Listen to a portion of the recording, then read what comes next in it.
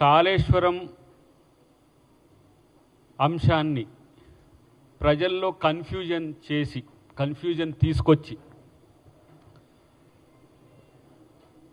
ఏదో బీఆర్ఎస్ ఏదో మంచి చేసింది, కాంగ్రెస్ ఏదో చెడు చేసిందని ఎస్టాబ్లిష్ చేయడానికి బావబామార్దులు నానా కష్టాలు పడుతున్న పరిస్థితి మేము చూస్తున్నాం. కన్నేపల్లి పంపు హౌస్ కేంద్రకంగా కల్వకుంట్ల కుటుంబం చేస్తున్న ఈ రాజకీయ రాద్ధాంతం తెలంగాణ ప్రజలు అర్థం చేసుకోలేరనే ఒక ఆలోచనతో ఇవాళ హరీష్ రావు మాట్లాడుతున్నాడు. హరీష్ రావుకు ఒకటే నేను హెచ్చరిక చేస్తున్నా, ఈ బేవకూఫీ మాటలు బంద్ చేయి. ఇంత చిల్లరిగాడు అన్న అర్థం కాలే ఇప్పటి వరకు మాకు. పోతుంటే అర్థమవుతున్నది. ఇంత చిల్లరగానిగా దిగజారి అబద్ధాలు చెప్పుకుంటూ ఇష్టం వచ్చినట్టు మాట్లాడుతున్నావు హౌలేగాన్ లెక్క. బ్యారేజ్లల్లో నీళ్లు నింపితే బ్యారేజీలు కూల్తాయిరా బాబు అని చెప్తే నీళ్ళెత్తిపోయి అంటే ఎవరా హౌలే? పిచ్చాయమనా మీకు? భూమి ఉండేదే 83 మీన్సీల వరకు 83 MSL ఉంటుంది. 93 నుంచి ఇవాళ మనం తీసుకోవచ్చని చెప్పేసి నిన్న ముఖ్యమంత్రి గారు, ఇరిగేషన్ శాఖ మంత్రి, పెద్దలందరూ కూడా పొన్నం ప్రభాకర్ గారితో పాటు ఉప ముఖ్యమంత్రి గారు కూడా అక్కడ ఉండి ఆ మ్యాప్ వేసి చూయించినా కూడా ఈ మ్యాడ్ ఫెలోస్కి ఎందుకు అర్థం కావట్లే? ఇలాంటి పనికిరాని చెత్త సన్నాసులు ఇవాళ ప్రతిపక్ష నాయకులు ఉన్నారు. మేము మాట్లాడలేమా బూతులు? అద్దంకి దయాకర్, మేము మాట్లాడలేమా బూతులు? లుచ్చా లఫంగా అని తిట్టగలుగుతాం, తిట్టాలనా? ఫాల్తుగా సబ్జెక్టు లేనోడా, ఏ ప్రాసి ఎదవా, చెప్రాసిగా అని అనగలుగుతామా? అనాలనా చెప్పు. మాకు ఇంగితం ఉంది, మా జ్ఞానం ఉంది. పనికి మాలిన సన్యాసి ఈ రాష్ట్రంలో పరిపాలన చేస్తున్నావు, నీకు ఎటువంటి బుద్ధి జ్ఞానం లేనోడా, పనికి మాలినోడా అని చెప్పేసి బ్రహ్మాండంగా మేము మాట్లాడగలుగుతాం, తిట్టగలుగుతాం, మాకు కూడా వచ్చు కొంత భాష. కానీ మాకు ఒక ఇంగితం ఉంది, ఇతరులను గౌరవించే సంస్కారం ఉంది. ఆ సంస్కారం ఉంది కాబట్టే మా నాయకులు రేవంత్ రెడ్డి గారు దుర్మార్గురా, రక్తం పోయాలరా మీది అని చెప్పేసి మాట్లాడిన సబ్జెక్టు ఇచ్చి మాట్లాడినరు. ఈ తెలంగాణ రాష్ట్ర ప్రజలకు ఏం కావాలనో అది అడిగింది తప్ప మీలాగా లుచ్చా లఫంగి మాటలు మాట్లాడలేదు, దుర్మార్గులాగా మాట్లాడలేదు, రక్త పిపాసులాగా మాట్లాడలేదు.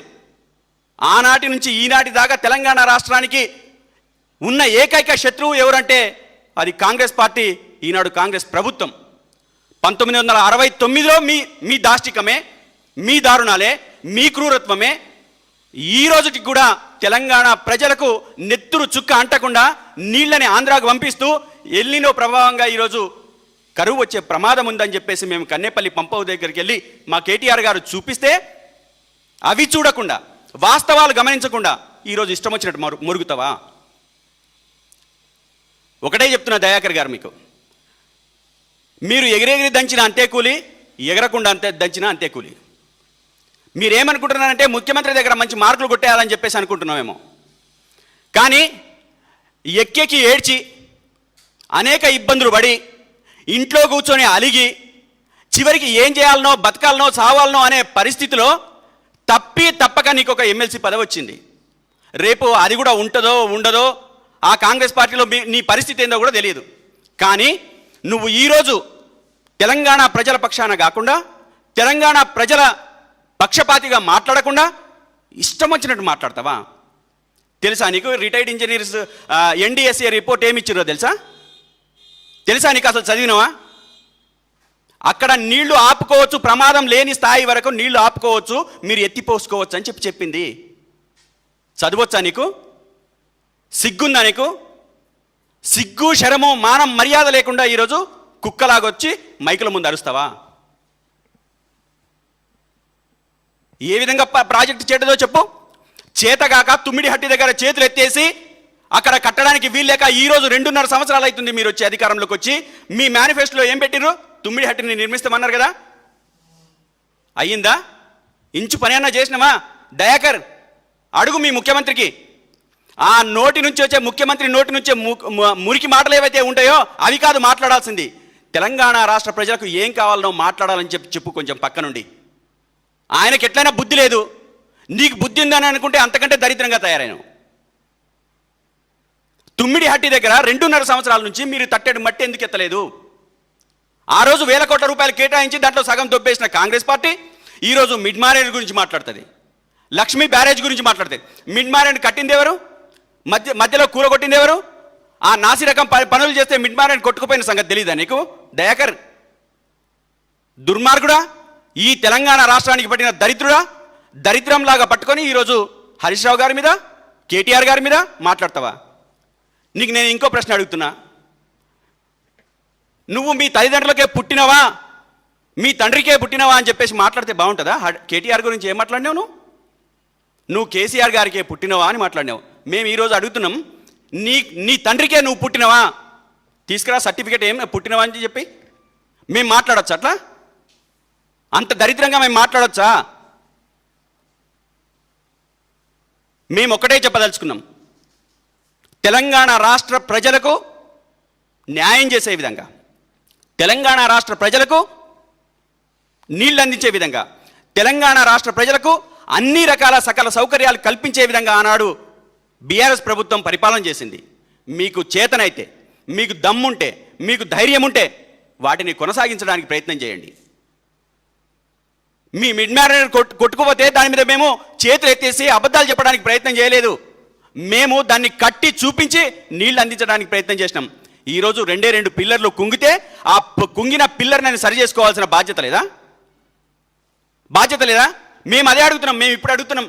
అద్దంకి దయాకర్, నేను అడుగుతున్నా, సుంకిశాల మీ కళ్ళ ముందే కొట్టుకుపోయింది కదా, ఏం పీకినావు? సుంకిశాల నీ కళ్ళ ముందే కొట్టుకుపోయింది, ఏం పీకినావు అంటున్నా నేను. ఈ భాష మాకు రాదా? వచ్చు. పెద్దవాగు ఖమ్మంలో కొట్టుకుపోయింది, ఏం పీకినావు? ఏ రిపేర్ చేసినావు? పెద్దపల్లిలో ఇసుక వ్యాపారం కోసం, ఇసుక మాఫియా కోసం వాళ్లకు లాభం చేకూరే విధంగా డ్యామ్లని బాంబులు పెట్టి పేల్చేసినారు కదా, ఏం పీకినావు అంటున్నా. ఏం పీకి కట్టలు కట్టినావు? ఈరోజు తెలంగాణ రాష్ట్రానికి సమాధానం చెప్పాల్సిన బాధ్యత లేదా నీకు? అధికారంలో ఉన్న ఆ మాత్రం ఇంగితం లేదా నీకు? ప్రభుత్వాన్ని నడుపుతున్నారు ఆ మాత్రం ఇంగితం, జ్ఞానం ఈ తెలంగాణ ప్రజలకు ఉపయోగపడే విధంగా ఉండాల్సిన అవసరం లేదా మీకు? అబద్ధాలు చెప్తూ తెలంగాణ ప్రజలకు పచ్చి మోసం చేస్తూ దగా మాటలు మాట్లాడి, మోసం చేసే మాటలు మాట్లాడి అధికారంలోకి వచ్చి మళ్ళీ ఈరోజు కొత్త నాటకాలు మొదలు పెడతారా? నీకు అర్హత ఉందా కేటీఆర్ హరీష్ రావు గారి గురించి మాట్లాడేది? హరీష్ రావు గారి గురించి నీకు మాట్లాడడానికి అర్హత ఉందా? ఆయన కాలి గోటితో సమానం నువ్వు. ఆయన కాలి గోటితో సమానం. హరీష్ రావు గారి కాలి గోటితో సమానం నువ్వు. సబ్జెక్టు దమ్ముంటే మీ మొత్తం క్యాబినెట్ వచ్చి కూర్చోండి.